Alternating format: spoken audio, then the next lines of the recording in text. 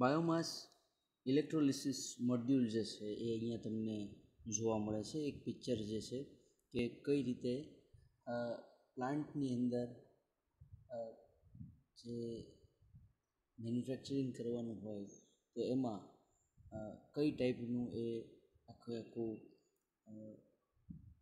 Setup કરેલું હોય છે અને એ સેટઅપ જે છે એમાં પછી ધીમે ધીમે જેમ જેમ ટાઈમ જાય એવી રીતે ઇમ્પ્રોવાઇઝેશન થતું રહેશે. અહીંયા જોઈ શકીએ છીએ આપણે કે એક ગ્રાફિક્સ આપેલું છે, એક ડાયાગ્રામ જે છે કે જેના દ્વારા energy requirements for high temperature electrolysis, એટલે કે હાઈ ટેમ્પરેચર જ્યારે હોય છે ત્યારે હંમેશા ઓછામાં ઓછી એનર્જીનો યુઝ કઈ રીતે કરી અને વોટર જે છે સ્પ્લિટ અથવા એના બે ભાગ કરી અથવા એને તોડીને એમાંથી હાઇડ્રોજન છે એ હાઇડ્રોજન ગેસ એ કઈ રીતે મળી શકે છે. Biological H2 creation. Nature has very simple method to split water. Scientists are working to mimic these processes in the lab.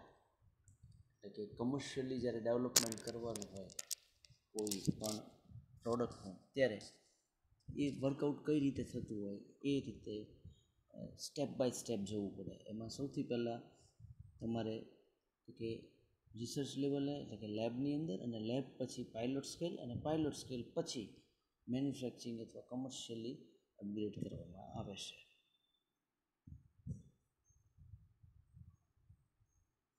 Photosynthetic water splitting and biological H2 production.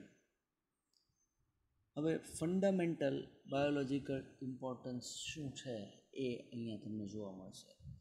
અલગ અલગ criteria જે છે બરાબર છે, તમે પ્લાન્ટ્સ છે, આલ્ગી છે, algae એટલે શેવાળ, દરિયાઈ શેવાળ જે કહેવાય એ, બેક્ટેરિયા છે અથવા કોઈ એન્ઝાઇમ છે એ related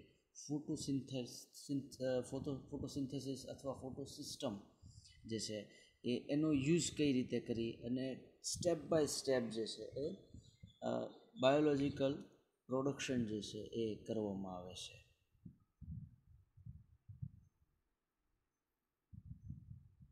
properties of hydrogen.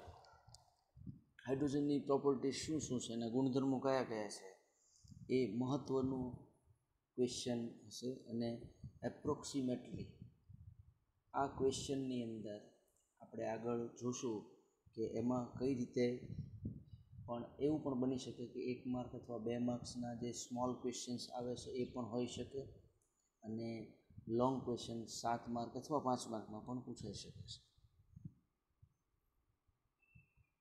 Physical properties of H2O. પહેલાં તો એ સમજવું પડે કે what is physical properties. Physical properties એટલે કે તમે લેબની અંદર જે જોઈ શકો છો, જે સૂંઘી શકો છો, બરાબર, સ્મેલ જેની આવતી એ બધી ફિઝિકલ પ્રોપર્ટીઝ કહેવાય. અને કેમિકલ પ્રોપર્ટી એટલે એમાં કોઈ પણ મટીરિયલ હોય એ મટીરિયલમાં તમે કંઈ ડિઝોલ્વ કરો છો, એનું ટેસ્ટિંગ કરો છો બીજા કેમિકલ દ્વારા, તો એ જે છે એ કેમિકલ પ્રોપર્ટી થઈ જાય છે. Dihydrogen is a colourless, odourless, tasteless, combustible gas જે છે એ છે lighter than air, insoluble in water, its melting point approximately 18.7 K and boiling point 23 point.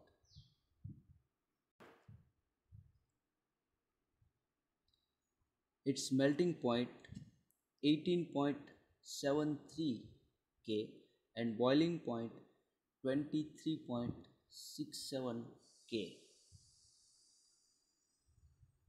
Now chemical properties of hydrogen. Hydrogen gas does not usually react with the chemicals at room temperature because bond between the hydrogen atom, it is very strong and can be broken by or broken with the large amount of energy, since its orbital is incomplete with the 1s1 electron. તમે અહીંયા જોઈ શકો છો configuration આવડવી જ જોઈએ બધાને, બહુ જ ઇઝી છે. It does combined with the almost all the elements. Loss of electron to give H plus and gain to form H negative, sharing electrons to form a single covalent bond. Reactions of the hydrogen.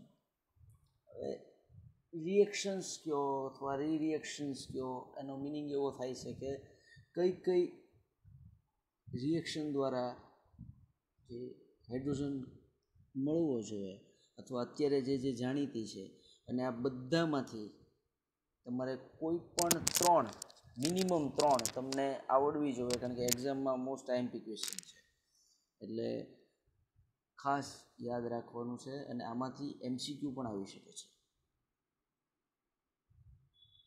Number 1, Bosch reaction.